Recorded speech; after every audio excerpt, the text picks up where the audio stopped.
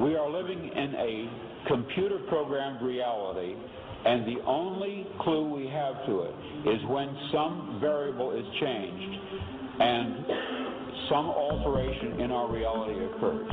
We would have the overwhelming impression that we were reliving the present, déjà vu, perhaps in precisely the same way, hearing the same words, saying the same words. I submit that these impressions are valid and significant, and I will even say this: such an impression is a clue that at some past time point a variable was changed, reprogrammed as it were, and that because of this an alternative world branched off.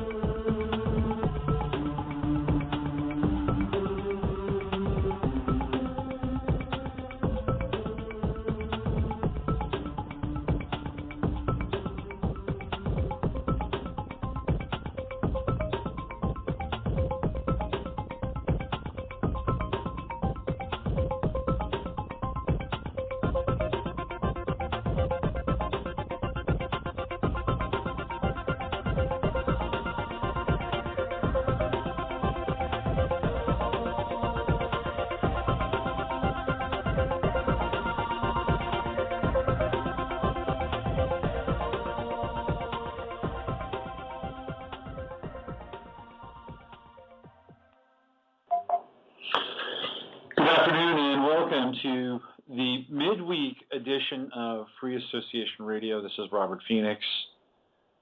I am your host for the next 90 minutes. We do 90 minutes now on...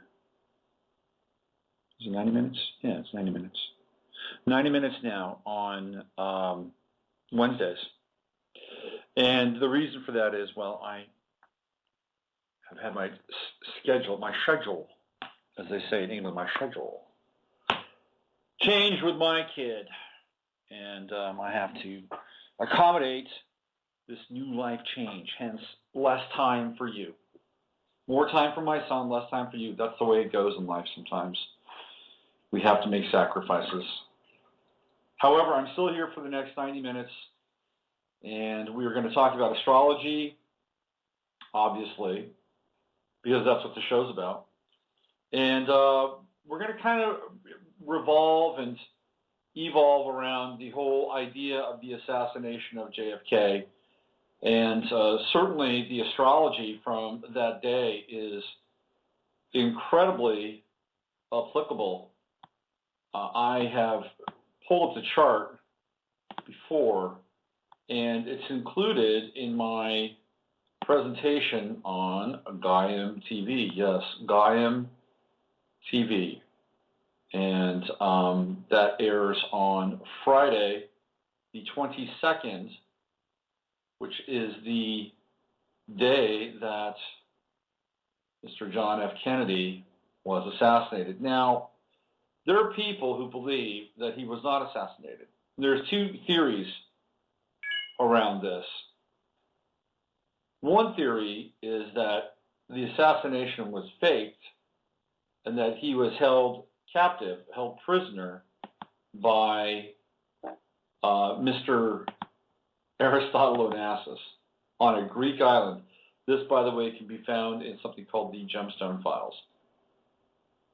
There's another theory, a more wild theory, that JFK was not assassinated and he actually became Jimmy Carter. That is an incredibly wild theory.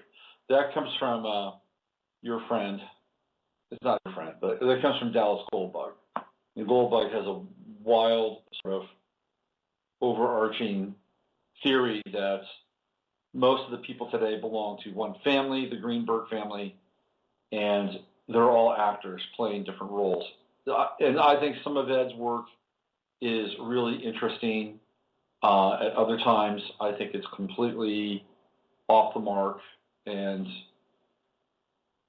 that's all I have to say about it for the most part. His latest piece, by the way, is that Barack Obama is actually Richard Pryor's son. So check the ears. The ears apparently tell all. What's interesting is, I didn't know this before, but Bobby Kennedy, his birthday is today, or would have been today. So the death of JFK occurs just 2 days after the solar return of Bobby Kennedy. Yeah, I don't know where everybody is. Everybody's kind of out. Sorry, I was looking at the chat room. So the death of JFK takes place 2 days after the solar return of Bobby Kennedy. And that in and of itself is pretty telling. It's pretty wild. Because now every time that the solar return comes around for Bobby Kennedy, he has to also embrace the death of JFK. I'm going to have my buddy Dwight Loop on Friday, and we're going to get into this in a big way. Dwight is a Kennedy assassination junkie. I guess that's the only word that I can come up with that would kind of suit Dwight's passion, and it seems like a karmic connection with the JFK experience as well. So we're going to have him on Friday, and we're going to get into Dwight's world and Dwight's findings, and we're going to dissect this JFK thing in kind of a big way, certainly from his perspective. I might bring some of the astrological stuff, but we're going to talk about that mostly today. If you look at the day John Kennedy died, and I think I have it here on my computer, I just have to find it. By the way, I have been undergoing some very strange stuff with my computer recently, and it could be just that I'm dealing with paranoia, but oftentimes the strangeness will happen while I'm on the air, or it will happen while I'm doing something. And today I was working on the finishing touches of the newsletter, and all of a sudden my computer just completely froze up, and it was not fun, and I had to lose the newsletter. So everybody that gets the newsletter, I've already sent out an email. I apologize, but I have to do it all over again. And it's a good newsletter, trust me. I found some interesting stuff in that newsletter. So if you look at the death of JFK, what you'll see is that he died on, and again, I am of the mind that he died. That even if he didn't die, even if the gemstone files theory is correct, or even if he was replaced by Jimmy Carter or became Jimmy Carter, the same net effect occurred to our culture. Doesn't matter. Doesn't matter whether or not he died. But I am of the belief that he died. So that took place at 12:30 p.m. Dallas, Friday, 22nd of November, 1963. And what you can see here is on the chart, and this is something that I talk about to a large extent in the piece that I did on Diam TV, which again premieres on Friday, is that if you look at the ascendant of the death chart is at 18 Aquarius. 18 Aquarius on the ascendant. Actually, I take that back. It's 19. 19 Aquarius on the ascendant. So you have to get bigger glasses or a larger monitor. So what we see here with the death of JFK, and this is what I've been talking about for a while now, is that this moment in time at 12:30 p.m., 11/22/63, is the birth of the Aquarian age. Now, it is what I would call the false Aquarian age, or the Aquarian age that has been given to us as a simulacra of what I would consider to be the true Aquarian age. And what I mean by that is we see an insertion of values, or lack thereof, with values, on the backside of the trauma, the triggered trauma of the death of JFK. Saturn was in Aquarius at that time. The moon was in Aquarius on that day. They were conjunct, and they were conjunct the ascendant. And the moon is at 11 degrees. The ascendant is at 19. The Saturn on the ascendant at 12 is just, I take that back, Saturn's at 17. So Saturn at 17 on the ascendant is right there. I mean, it is undeniable. And for me, that is like a seal in time, because Saturn is the lord of time. It rules time in the chart. Saturn is Chronos. So we have Saturn sealing the ascendant in that moment. Now, this is the moment. This is the event. This is not JFK's chart, although we could probably do a pretty interesting overlay of the two, do some composite work and some synastry, which I have not done, by the way. I've just looked at the two charts separately. But with Saturn on the ascendant in Aquarius, 17, and then we have the ascendant itself at 19, it is locking in the Aquarian age in that moment. Now, 17, the number 17, is also the number of the star card in the major arcana for the tarot. And what is the 17th card in the major arcana? It is the star card. And what does it rule? It rules Aquarius. So here we have a double overlay of Aquarius with Saturn right there. Now, the moon is a little harder to comprehend because it is occluded or hidden behind Saturn. It's at 11 degrees, and it is really kind of more in the 12th house than it would be read for the ascendant, although because it's on the tail of Saturn, we can see that there would be kind of a continuity or a through line with the energy from the ascendant. So the moon would be affected, but still, the emotional content and the emotional motivation is hidden within the 12th house.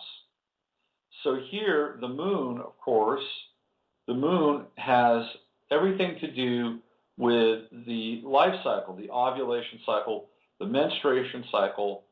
You know, theoretically, there is the natural rhythm of the full moon and the new moon, and you know how that relates to the woman's cycle, and so we have the moon as the progenitor of birth in the 12th house.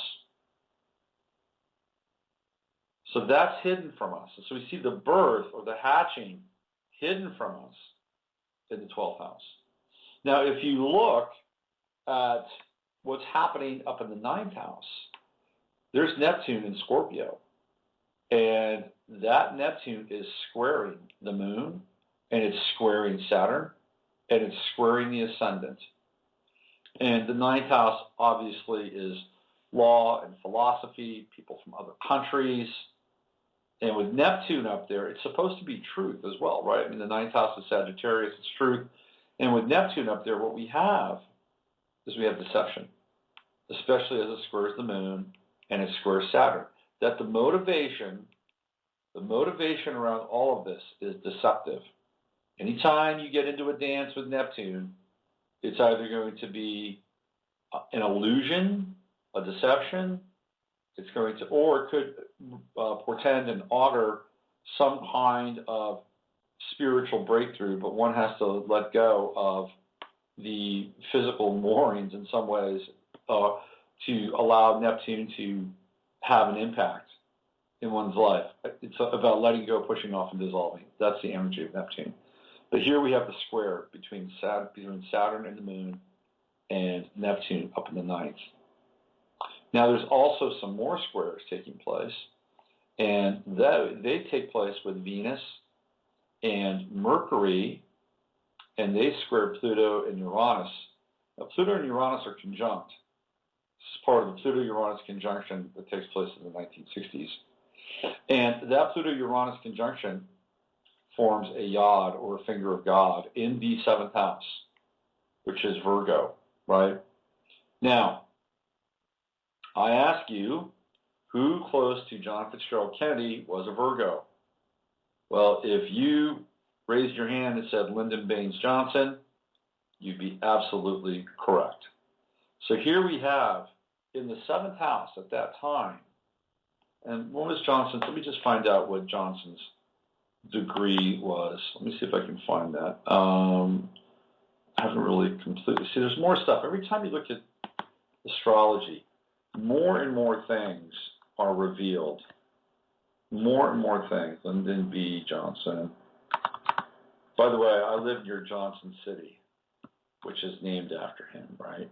Johnson astrological chart. It's about 80 miles, 75, 80 miles away from me. There's all kinds of Lyndon Johnson stuff, not far from where I live. There's Lady Bird Lake. Lady Bird Lake. Okay, so let's find out. His sun sign is at, let's see what we got here. His sun was at 3 Virgo, Moon at 9 Virgo, Mercury at 10 Virgo, Mars at 2 Virgo. So we start with 2 Virgo Mars and go to 10 Virgo Mercury and just basically count everything in between, right? So if we look at that, and we look at those degrees and we go back in time, well, we see that Uranus was in Virgo, and Uranus was in Virgo at 9 degrees. So his Sun, his Mercury, his Sun, his Moon, Mercury and Mars were all conjunct Uranus at the time of JFK's death. So that would be a rapid change in his identity, obviously. But the Mars is really interesting because Mars is, Lyndon Johnson's Mars is right on Uranus at that time. 10 degrees, 9 degrees, and it's just 4 degrees off of Pluto. So here we have the finger of God pointing, absolutely pointing to Lyndon Baines Johnson in the 7th house, who would be a partner or recipient in this moment of time. Is everybody following that? This is kind of an important aspect to understand. If we look at Mercury, Mercury was in the sign of Sagittarius, which again has to do with truth and honesty and all those wonderful, frank Sagittarian virtues. Mercury was squaring all of LBJ's planets at that time. The Sun was at 29 Scorpio, which happens to be my ascendant. That's interesting, isn't it? And the Sun was squaring LBJ's own Sun at 3 degrees Virgo. So he had a Sun-Sun square going on. So we can see quite clearly that he shows up, and he shows up at the yod or the finger of God in the 7th house. He is the partner and the recipient of the moment. Now we also have Chiron in play in Pisces at 10 degrees in the 1st house. So the 1st house is how the world sees everything, right? You're correct? It's how the world sees everything. The ascendant, the 1st house, it's the projection of the individual into the world.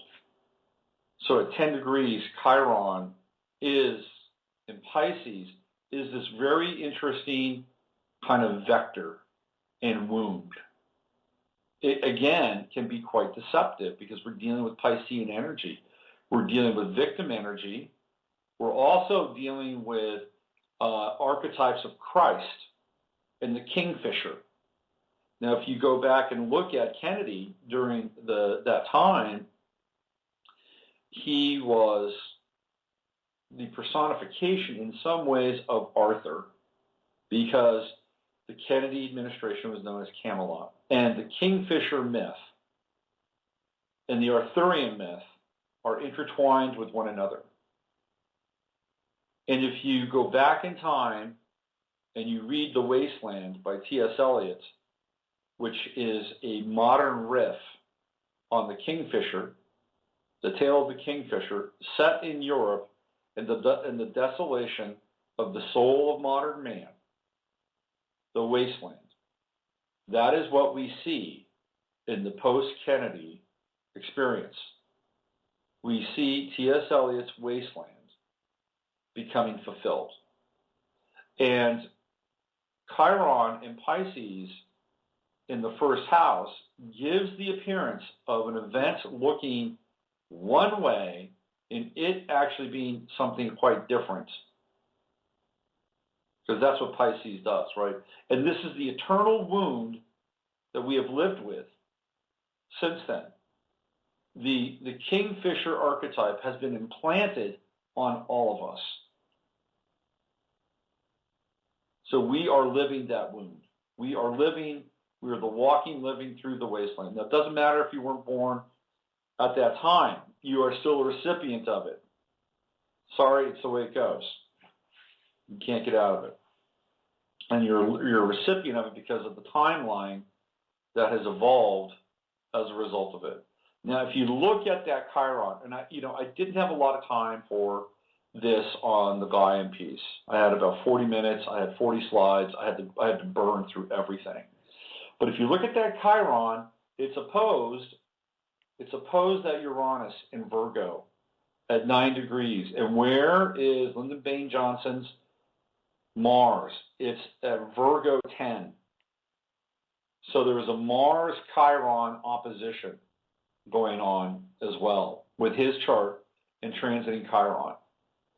And that is violence, but it's deceptive violence and occluded violence. Now, guess what? We are almost at the Chiron return of JFK. The Chiron return happens every about 50 years, right? So here we are, the Chiron return of JFK.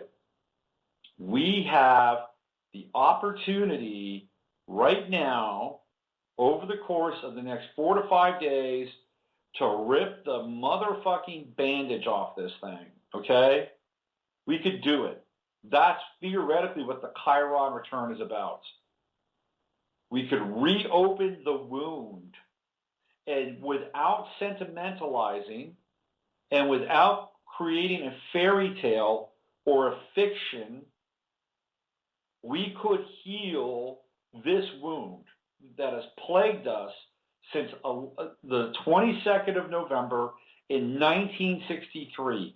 We can heal the wound, but it would take an immense amount of honesty and courage and people coming forward to be able to shine a light on what happened and how everything since then has been a lie. It's all been a lie because the Kennedy assassination is the mother of all conspiracies. It all starts there. It all starts there. Yeah, sure, we had the monster Jekyll Island. We had that. We had the Lincoln assassination. Sure, that took place. Again, there are conspiratorial threads running through that. We had the throne election of 1912. We had the shooting of McKinley, William McKinley, which helped Teddy Roosevelt come into office. And Teddy Roosevelt became the first president to begin to enact what we call social reform or socialism. There's a conspiracy around that. There's a conspiracy around the Depression and Black Friday and the crash of Wall Street. Yeah, they're there. There's a conspiracy around fluoride. That comes later, by the way. There's a conspiracy around aliens, Area 51. There's all that stuff. It's all kind of lurking in the background. But the motherlode of all conspiracies is JFK. If you look at everything post-JFK, in my mind, this is just in my twisted mind, it's JFK, it's Paul McCartney, it's 9/11. You solve those three things, and reality flips on its head. Now, in order for people to comprehend that, well, they have to do a lot of internal spiritual and mental gymnastics, take some mind-opening hallucinogens, or just be willing to sacrifice or put aside their so-called sanity for a while in order to comprehend some of that. But here we are. Chiron is at 10 degrees. How great would it be? How great would it be if we got the truth? Because the Warren Commission did not give us the truth. It did not give us the truth. It was a grave disservice to the American people. And you know who was on the Warren Commission? Gerald Ford. Gerald Ford, the young congressman from Michigan, he was on the Warren Commission. And, oh, by the way, who wound up becoming president of the United States? Gerald Ford. I believe Gerald Ford was a Virgo. Shall I just check, just to make sure? Let me see what I got here. Let's go. Gerald Ford. Pretty sure he's a Virgo. Let me just check. No, Joey was not a Virgo. My bad. See, we have to check these things. He was a Cancer, July 14th. He's a creepy-looking guy, wasn't he? Wow. Totally creepy. Should we take a phone call? Let's take a phone call here. Here we go. Hello there. Hi. Hey, how's it going? I'm good. I was just listening, but I was thinking, I know with Venus in Capricorn, it's my ascendant, I'm a Sag rising, and I know Venus is in my first house. So I wanted to know what interpretation can you share with me regarding Venus being in Capricorn, which actually squares my Libra planets. Okay. Where are you calling from? Oh, I'm calling from NYC, from New York. How are you? I'm good. What's your name? Oh, it's Anne from New York. Okay. All right. So you have Venus in Capricorn in the first house, and well, yes. Venus is currently in my first house at the moment. That's correct. What? I'm sorry. Could you please? Transiting Venus is in Capricorn in my first house. Yes, because my natal is in Libra. Your natal's in Libra. I'm sorry. Okay. Yeah. All right. So if you're okay, so you are you're a Sag. You said you're a Sag rising, so you must be a late Sag rising, right? Yeah, 11 degrees. Mm-hmm. 11 degrees. So then Venus would be down towards the bottom end of your first house, actually moving towards your second house. Yes. And so Libra for you at that point would be, let's see, that would be your 11th house, correct? Almost 11th house. Almost 11th, but so 10th house for Libra, right? Is that yes. where it's at? All right. Yes. So transiting Venus in Capricorn down towards the bottom of your first, Venus and Libra in the 10th house. Now, Venus in the 10th house is very important as it relates to your career. And it's important because, number one, it's in its own sign, and it is, it's just there showing up to begin with. So having relationships, strategic relationships, partnerships are all very important for you to have a successful relationship with Venus in your 10th house. So anything having to do with art or creativity, anything that has to do with fashion or music or refinement, working with women to some extent, other women, beauty, these are all highlighted with Venus and Libra in the 10th house. That's from a career perspective. From a personal perspective, it could mean that you would have relationships in the workplace or related to your career that would forward your career. And that could be anything from just very close friendship to even having an intimate relationship or intimate encounters with people in the 10th house. So that's the workplace, that's career. If you're going to meet somebody in a relationship, it's going to be through your work because that's where your Venus is. Partnering ultimately would be a nice thing for you if you could do it with Venus in your 10th house, meaning working with somebody and maybe having your own business or something that you would share together. It's not essential, but it could be cool. But relationship is always going to play a very large role in terms of how you get ahead and what you're here to do. There could be at times a danger of misjudgment and misperception that you would use your charm and your beauty, which are very Libran traits, in order to get ahead, which could cause resentment from other people. And so you have to kind of watch out for that just a little bit. But with Venus transiting the bottom part of your first house, it's going towards the second. And when we see Venus dropping down towards the second, there's a movement into that safety zone of the second house. So that's security, that is values, base metals and base materials. So your Venus is beginning to drop down. It's in Capricorn already. It's a very pragmatic Venus, and it's falling to earth in some ways. It's falling down into the second house.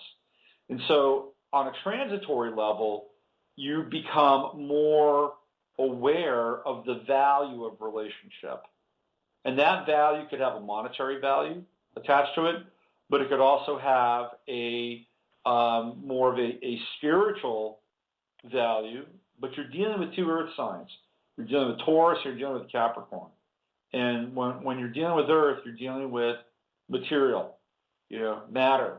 And so, what's real? What constitutes a real relationship to you? Is a real relationship something that has intrinsic, monetary value associated with it? Are you looking to be with somebody that has resources? Are you looking to be with somebody who can match your own level of resources? Because that's another value kind of equation. But as it gets down, it begins to square your Venus in Libra. What happens then is that there's this kind of dynamic at play where it could get tricky because the relationship life of the 10th house is centered around harmony, relatability, sharing, communication, symmetry, reflection, all those kinds of Libran things. But when you begin to square it with that Venus square down into the second house, almost the second house, you have to watch out for either people accusing you of taking advantage of your position through your career and work, through relationship. You have to watch out for that. You also have to watch out for your own kind of internal motivation around sizing up potential partners, potential connections, potential networkers that you would connect with and use through the conduit of relationship. So you have to be really critical and clear about what your motivation is in terms of who you're with, why you're with them, or even vice versa, why they're with you. there has to be some kind of, in some ways, gut check around this confluence of relationship. It's really about the ideal, which is Venus and Libra, right? Because it's in its own sign. It's about the ideal squaring off against the pragmatic, which is Venus and Capricorn. Now, that doesn't mean that you can't have both, but what it does mean is that you will experience the intensity of the square and try to understand it, or have it try to make sense. Is it money or is it love? Right? That's a classic sort of squaring off of those two energies. Is it a relationship based on truly shared value, or is it a relationship based on value that has an S and two lines running through it? And ultimately, you're the person that will have to, kind of understand that, because then it comes home to you. It's like, well, what is my relationship to myself? What am I worth? What do I value? If you start there and kind of define all those things for yourself, then some of those answers will just get played out as it relates to other people, other connections. When Venus does move down into your second house, there is a much more concerted effort towards the improvement of one's material base. And you just have to watch out for, maybe spending a little bit too much at times to overcompensate for whatever it is that you're not having in your relationship life. It's not a bad transit, because Venus is normally ruled by Taurus, right? So that's its own house. That can be a really good thing. So this is kind of a precursor to the Venus transit of your second house. It's about understanding the value of relationship, and the value of relationship as it relates to resources, other people, strategic alliances, and, are they in your best interest? Does that make sense? Oh, that makes a lot of sense. Absolutely. I did share with you, I have Venus in Libra, but I actually have a stellium in Libra. Uh-huh. Pluto, I have a moon conjunct Venus in Libra, and I have moon conjunct Pluto, and then Venus conjunct Uranus in Libra. So, and I know with Uranus in Aries, it's all of that going on. So, yeah, so and then Pluto. Were you born around 1973, 74? Yes, I was born in 73. I was born 73, right, 1973. Yeah, that's that famous kind of, there was a massive stellium in and around October of that year, and all these planets were just, huddling together in Libra. So it's an interesting combination. Are you in PR? Actually, I'm not. I'm in the beauty business, but I was born in August 30th, and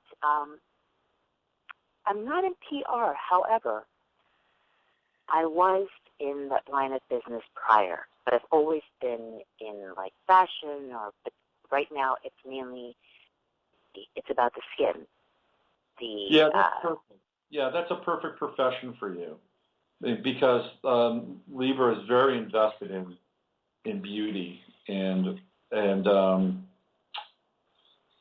contours and grace and femininity and all that very Venusian kind of material. So that's great. It sounds like you're in an appropriate field. So transiting Venus will start to square all those planets, all that the stellium that you have up there. So you'll get a workout. You'll get a good workout. If you play it right, you can advance yourself during this period in time. I think you just have to, continue to check in with your soul and your conscience, and make sure that your relationships are clean, your motivations are clean. And hey, sometimes we're human, and we make moves, and it's just the way it is, and there's no judgment around that. You know what I mean? But and I agree. Go ahead. I'm sorry. No, I was going to say I do agree with you on that, but I must state that the industry I'm in, predominantly, I'm heterosexual, so the men are and for the most part, they're, they love what I love, which they love men as well. So it wouldn't be a thing of me using that to my advantage, because I don't see that, even though I am with someone. He's a Scorpio, and he has Venus in Libra and Pluto in Libra. But that's where my focus is. Okay. Even though I do meet other people, who come to my job, but I don't focus my energy on that, and I don't, because I know how easily things can manifest if you're not keeping check of yourself. Right. Especially with all those planets in Libra and Pluto there being like a hyper generator. So maybe let's send you out on this.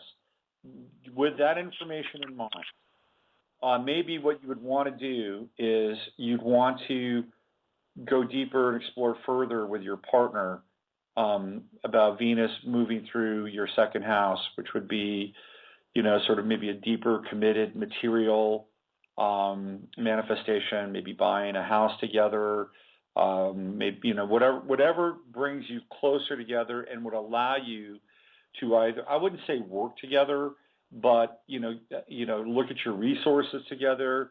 How are you going to share your resources? Do you want to share your resources? Do you have a plan? Do you have where are you going to be in a year? Where are you going to be in 2 years, 3 years? What are the shared goals and values? That's all second house stuff. So it could be a really good time for you to get down and get into that with your partner. And you said he's a Scorpio, so second house will oppose. Just as second house normally opposes Scorpio in the 8th, right? So this would be a good time for that.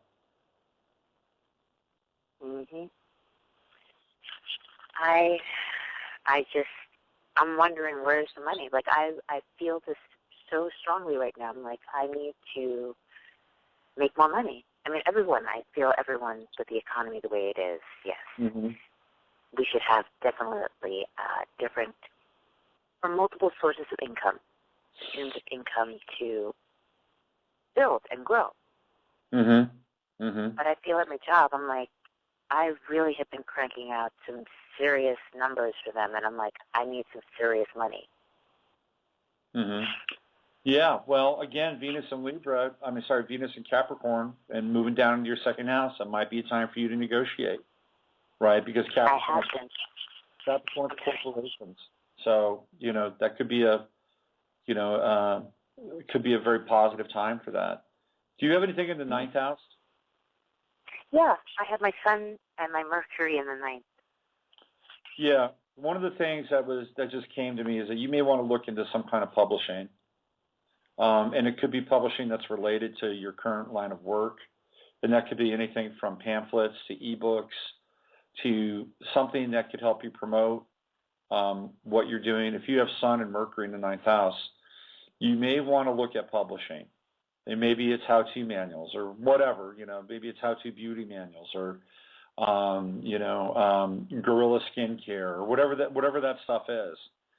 So, if your Sun is in the 9th and Mercury's in the 9th, that's a house of publishing. I would poke around there and see if you can find some ideas. You can do small ebooks, online pamphlets, just an idea. And you may even want to look at that as, if not a solo side venture, but something you could even propose to the company you're working for. Publishing would be in your future, so you may want to consider that. Well, I have considered it, but Nancy, I was thinking along the lines of writing a book on love. I mean, that's always on my mind every day anyway. Or relationships. That's definitely something look, if you are not making enough money doing what you're doing, and you're doing okay or whatever, you're paying some bills, but you're not getting ahead, then you need to look at options. And the options would be something along those lines. Maybe it's writing a book about love, but you have to take it seriously, You'd have to really, get down with it. I just had Joyce Mason on my show last week.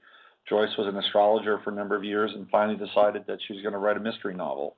And she did. And I've had other people on the show who have taken that leap with publishing. And it's a commitment, and it takes time. So check it out. that might be something that you could do, and you never know. You could have the next 50 Shades of Grey. Hey, listen, I've got to move on, okay? I love it. Thank you. Okay, Thanks. take care. Bye-bye. Hi there. Hi, Robert. This is the gardener. Hey, what's How happening? you been doing? What's happening, G? Well, I've got an important assessment meeting tomorrow morning, and I was wondering, my total focus has been on achieving steady income. Yes. And of all, factions. Yes. And it's with I have a government assessment. All right. In the morning, 8 o'clock tomorrow, and I was just wondering if you could help me get some confidence on, producing myself, or how I should deal with this. Well, I think you with should these government people. Yeah, I think you should show up in full, camo gear. That's what I think. You should wear, Okay. camo. No, I'm kidding, Gardner. Come on. Where's your sense of Oh, humor? I've got it. Let's go. Yeah, show up in full camo gear and eye black, and just say, I'm ready to go to war for my entitlements. No. So what is the assessment? What is that about? It's actually, I will confess that it's a psych assessment for Social Security, and since I've relocated and had the first time to really catch my breath and rest up after dealing with government / corporate corruption that totally slayed me financially, emotionally, physically, with my family, et cetera, et cetera. I've had a couple of wonderful miracles come my way, allowing me subsistence. But yes, I don't. With the Social Security people, I don't really know where I should go as far as the governmental lack of fiduciary duties that no one, worked on my behalf. I don't know where to go with this. Okay. Try to lay out what kind of damages I've gotten. All right, so let's try. It's kind of embarrassing. So let's try to be clear here. Are you trying to make a case that you have suffered psychological distress to these people? Okay. So, and the psychological distress is about what happened in Idaho. Is that correct? Yes. Okay. Now it's tricky, right? Because if you display too much psychological distress, they'll call the vans, right? Right. So you can't, I Tell think too much truth, I think you've got a Mars Venus opposition in your chart right now, right? Transiting Mars is at 21 degrees, and your Venus is in Pisces at 20. So you've got a Venus Mars opposition. That's tricky.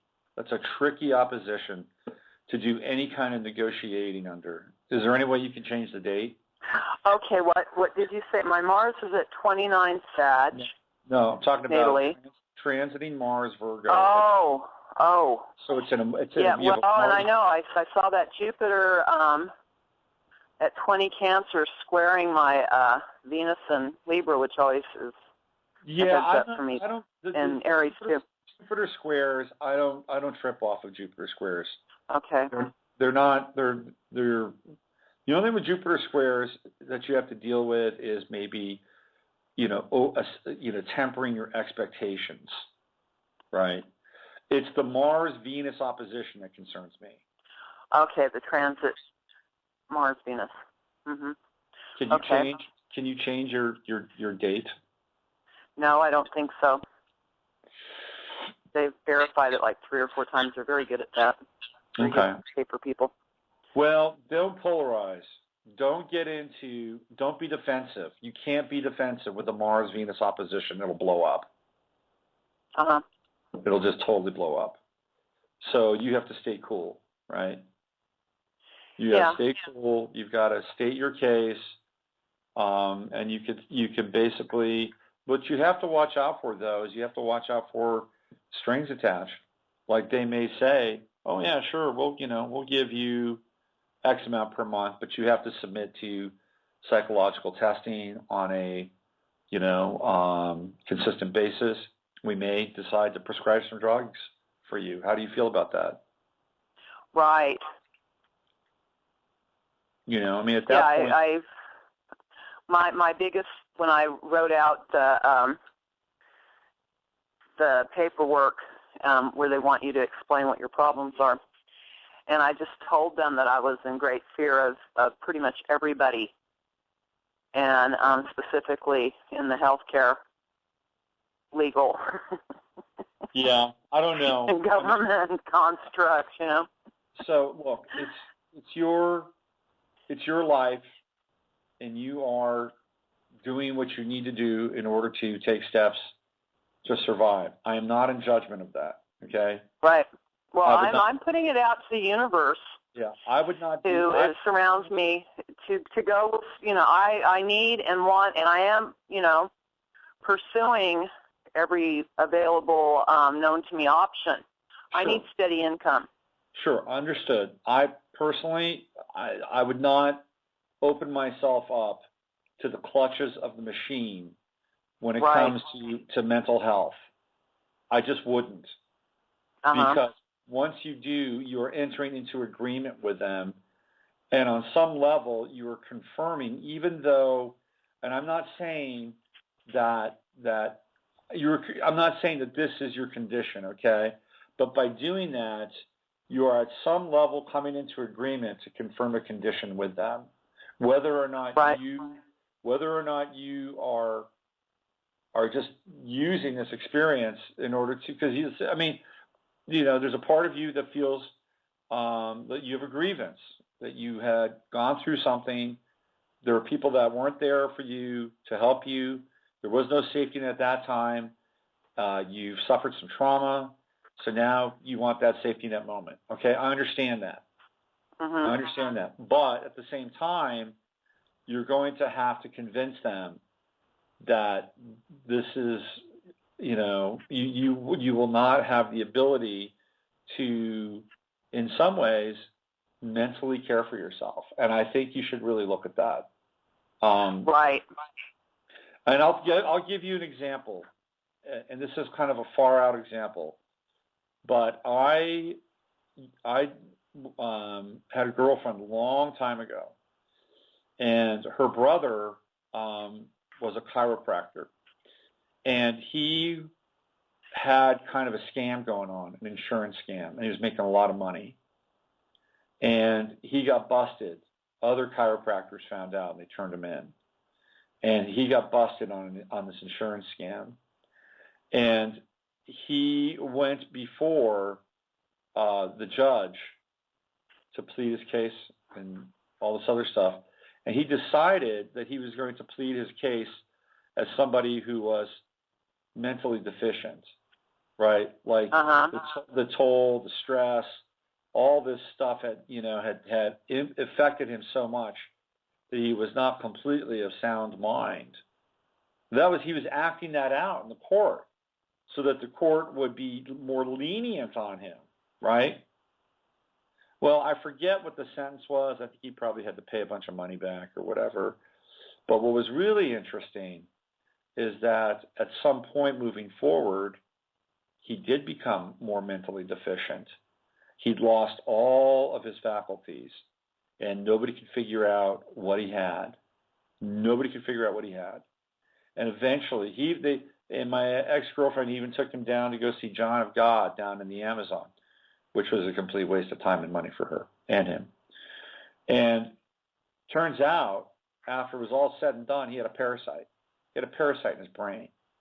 It was eating his brain away. But I always thought it was interesting that he, in that moment, right, portrayed himself in that way, that there was a codification of some condition, and that condition got played out. He became that which he pretended to be. So I'm just sharing this with you because you need to be cautious. Now, if you're going to do it, I would not play it up. I would just, if you're going to go through with this, I would just say, yeah, I had a really difficult time. I'm finding it challenge. I went through a lot of challenges and trauma with people in that area, my property, and the local authorities, and I'm trying to get back on my feet from that, and I'm finding it's difficult. I'm having a hard time dealing with rejection. I'm having a hard time dealing with sort of systems involved with employment and things of that nature, and as a result, I really could use some help and some assistance, and define it on your terms, okay? And they would say, well, what are you looking for? Well, I wouldn't mind some counseling, right? So you could say counseling, and counseling would be different than meds. Right. Yeah, I'm not interested in meds. I have tried to stress it that it's emotional, not mental. Yeah. Because here's what they'll do. They'll say, oh, well, she wants to take responsibility. She's willing to have counseling. And then, if that's the case, then they may be more inclined to give you some sort of stipend as a result. Okay? So, if you're going to do it, take control of it, know what you want to get out of it, and find a socially acceptable model for you to fit in. And you could say, yeah, I would really enjoy some counseling. I think I could use it, help me work through some of this. And, while I'm doing that, I'm going to need some, either an upgrade of my Social Security or some kind of, short-term assistance, through this period. And if you take it I do feel like I'm in recovery. Right. Take it from that level and see where it goes if you're going to go through it. Do not get into a conversation about not trusting their system. Okay? Right. Now I will say, with all the systems I was involved with heavily, the Social Security system was the most normal professionally. Right. And cut and dried and helpful. Yeah. My son and I were on it with death benefits and for several years, and the IRS were the only two normally professional acting people I'm involved with out of about 10 different systems. So I don't have any issues with them with that, and I am casting out. My biggest thing is I need steady income to recover, and I'm very grateful I've had the opportunity to rest and recover and sort things. It's like I've been through my own life review already. The past few months has been quite a battle, and yes, I'm very humble with it, and I've had a few people say, remember, those psychologists for the state are not your friends. Yeah. Well, you can't do that, though. You cannot go into that conversation with them. You cannot get into the dark side of mental health.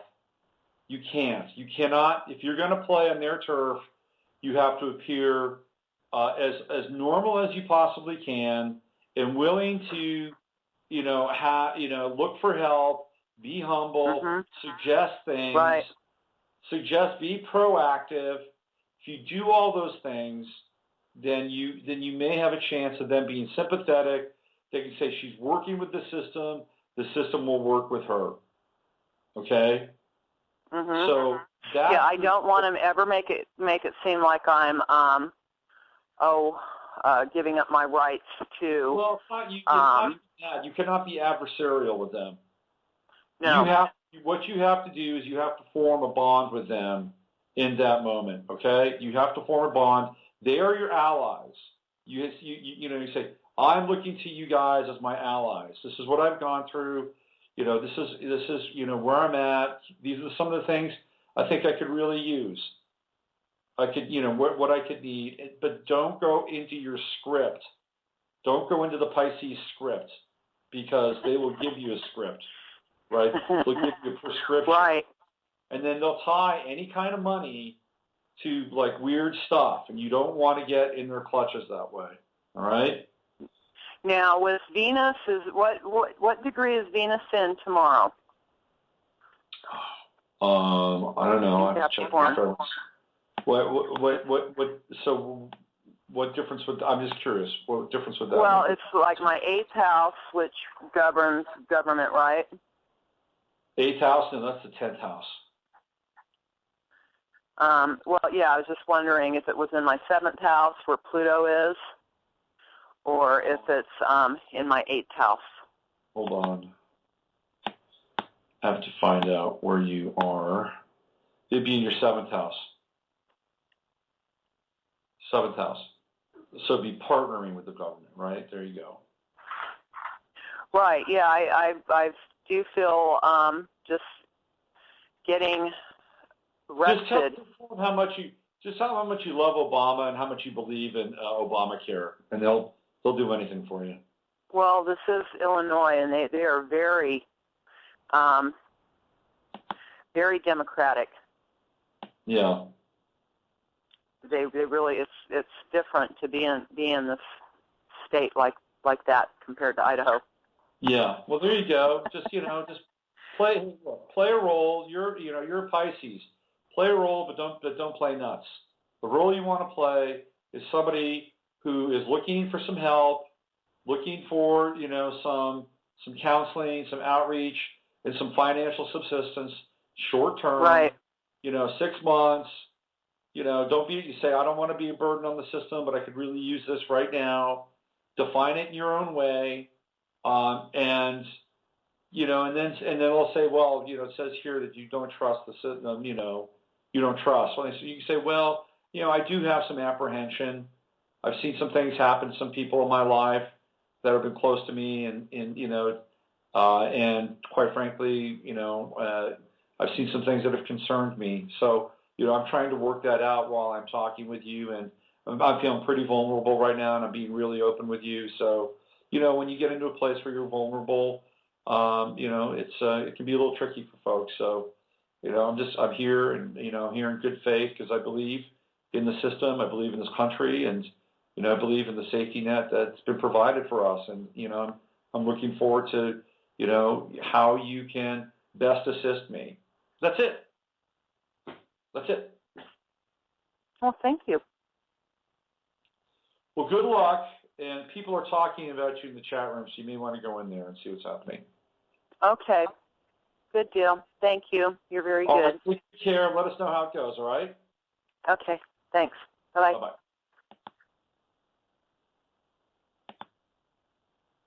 Hello there. Hi, it's Camille in Alameda.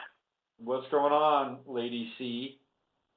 Yeah, well, since the last time I spoke with you, we were talking about my writing career, and within the past couple weeks, I have started to manifest some opportunities, ghost writing and guest blogging. So just want to check in with the chart and see, is this the good time, especially now with Mercury out of retrograde, to really go full force? Yeah. So is that what you're doing? Are you gonna go after it? Yes, I am. There was kind of like a drought for years when I tried, I couldn't find anything or didn't really look for anything because I thought it was just, a pipe dream. But now it's like, here, I saw this link to this writing gig and I thought of you. Here, look at it. Okay. Oh, that's great. That's awesome. How cool would it be for you to be able to work out of your home, do some ghostwriting, do some editing, do some proofreading, be with your baby. Wouldn't that be great? Yeah. Yes, that's exactly what the goal is, the aim is. Yeah. I'm all for that. That's awesome. So, yeah.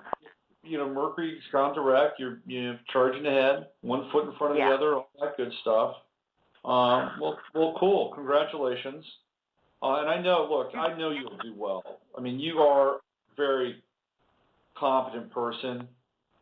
and you have, that Cancerian kind of, care for what you're doing. Cancer people are good workers because they care about what they do, right? And so whatever you're doing, if you're into it, and the more you're into it, the more care you'll put into it, and people will be happy, with the results of your labors. Okay. Yeah. Yeah, and I'm also seeing something where a lot of people in my life are falling away, where it's very difficult for them to wrap their head around the lifestyle that I live or the lifestyle that I'm creating. It's so foreign. It's so strange. So I'm kind of seeing people really fall away, back away, and I'm okay with that. Well, it's hard. That's a hard thing to go through, especially with somebody like yourself who, is a single parent and not a whole lot of support on some level. So watching people fall away could be, it could be beguiling and probably painful at times too. I understand that. Oh yeah. Yeah, it is. Like I've just finally realized somebody who I thought was a good friend as of yesterday was just, another person who really didn't agree with a lot of things and finally just said, oh, okay, showed it and, well, goodbye. Yes. Yeah, she agrees. Well, it's that old cliche: when one door closes, another one opens. And we redefine our emotional signal through time. And there are people that cannot stay with the signal, and there are people who will be attracted to the signal as it's redefined. Yeah, she says she agrees with me. She's smart. I think so. So what's happening in the chart? Well, let's see. I wonder if I still have you in here. Hold on. Yeah. I know we just had that full moon. That was in my 5th house. Yeah. She says yeah. Yeah. Let's see. So July 13th. You've got Jupiter on your Sun, which is terrific. So you're going to be, you're going to be very popular. But I'm going to go on record by April of next year, you will be in a serious and committed relationship. Okay. Well, yes, please. Mama. April. Okay. What did she just say? She said "mama," and she's got this first word book, and she's trying to show me the flower and the cat. Has she said "mama" before? Yeah. That's funny. But now she's starting to moo. It's really strange, but okay. So anyway, I see committed relationship by April of 2013. And what else? Uranus, 5, 10, 15. Uranus is getting ready to move into your 4th house. It's on the cusp. It's at Uranus is at 8. And by the first part of 2014, it'll be at 11. So it'll be conjuncting your IC. You've got Pluto at 9. Uranus goes into opposition with your Pluto. And then you've got Pluto in the 1st house. That's a T-square, obviously. And I see a change of residence coming. Change of residence. Oh. And that comes into play probably more towards February of 2014. Huh. And it's sudden. It's quick. So if I were you, I would start downsizing a little bit. Okay. When I say downsizing, that would be getting rid of things that. Anytime you move, you've got to just sort through stuff you don't need anymore, right? Right. That's the process I'm talking about. So you may want to get a bit of a head start on that. Well, does it have to be a change of residence, or could it be interpreted any different way? Maybe, but fourth house is almost always home. And when you get into a Uranus-Pluto opposition, it happens very quickly. And so it's not bad. Uranus isn't bad. It could actually work out much better for you. Much better. Moving Uranus into your moving into your fourth house, it's going to be there for a while. Believe it or not. So where do you live? Do you live in Alameda? I do. Like, this is a house that I got this call in spirit. I heard the Alameda, and I said, well, give me more clarification. And I saw this house. I saw it. And so when I started looking at 4 houses, immediately, that's the house. That's it. I dreamed you. You're it. Right. Yeah. Interesting. One of the things that you may want to look into, believe it or not, is former Army or Navy bases over there in Alameda that have condos or art lofts or things like that. Just keep your eye on them because you've got Aries ruling your fourth house. Right.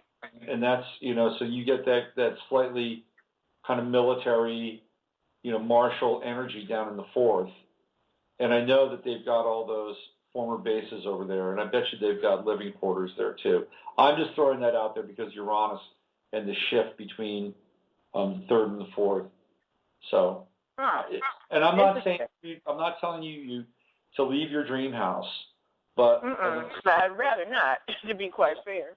No, I'm just telling you as an astrologer that Uranus coming into your fourth house means swift and sudden change around your home base and foundation.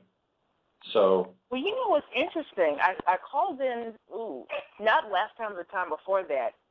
The neighbor that I like who lives across the street, he is a former Marine. Ah, interesting. Now there you go. That might manifest with the Uranus thing there. That could be interesting. That could be maybe a former Marine comes to live with you. Who knows? That could be. I don't know. Just whatever that is, it represents rapid change to your home structure.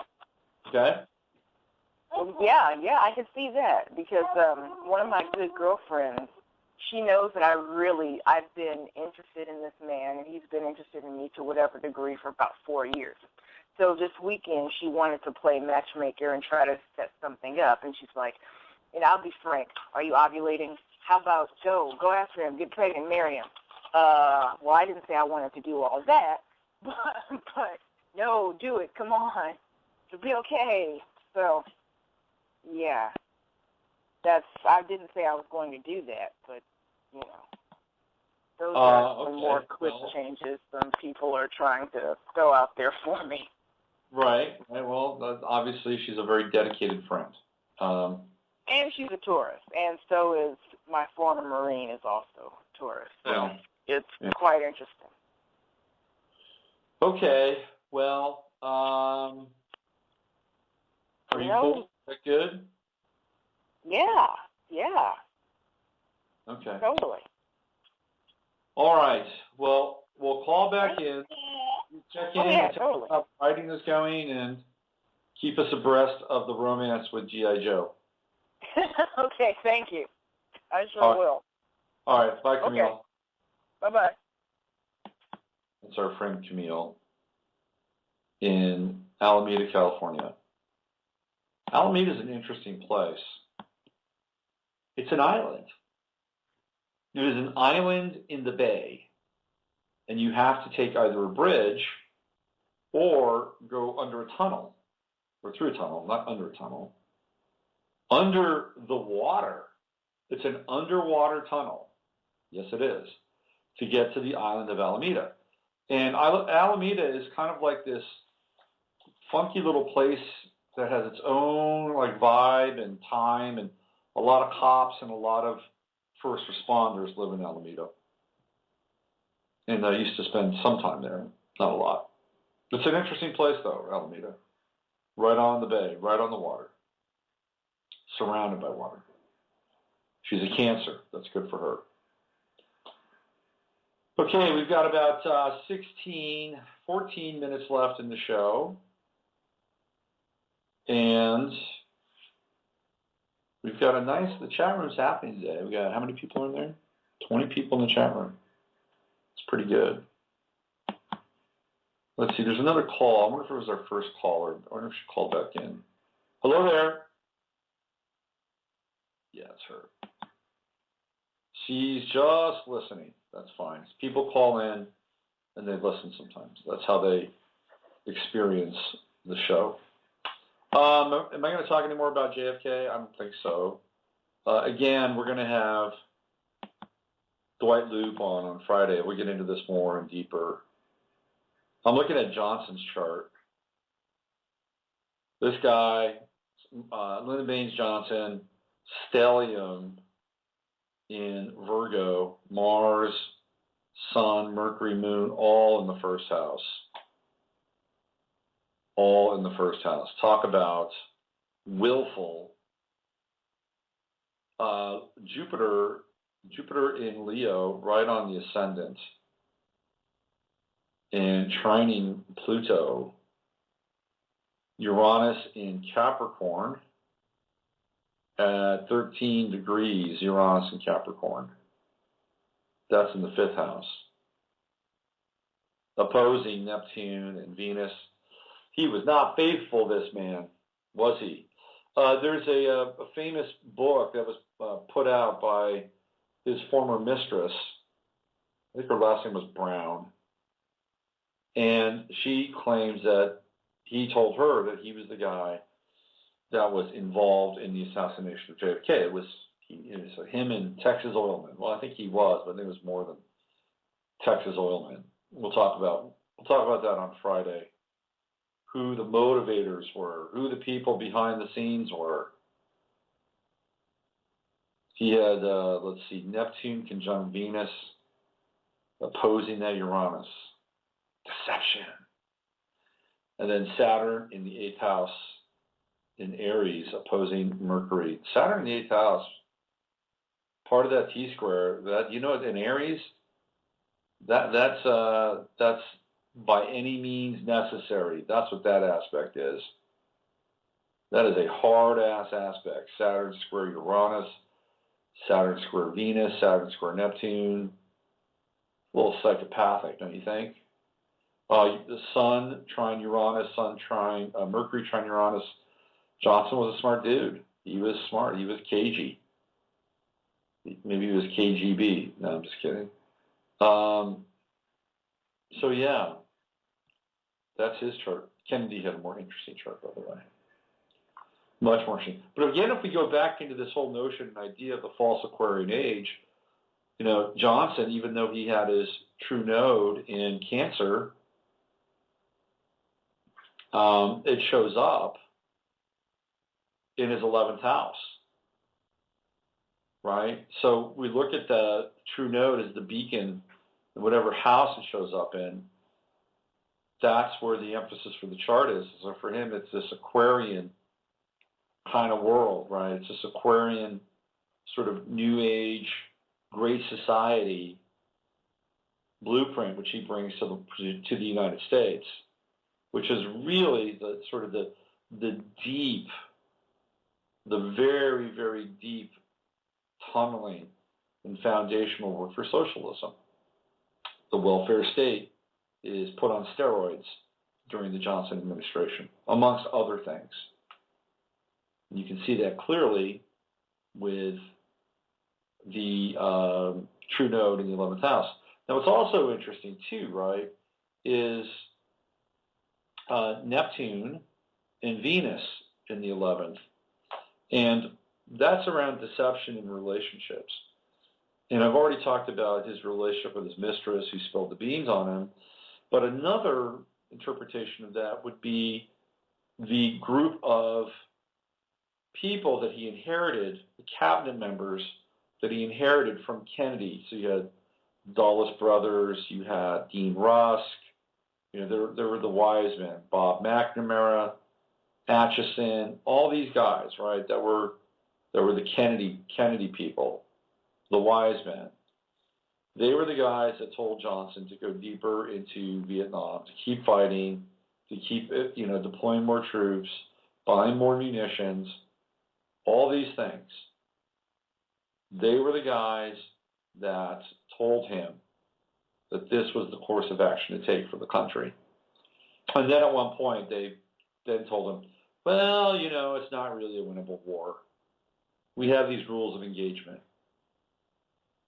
That would be the Venus-Neptune betrayal in the 11th house.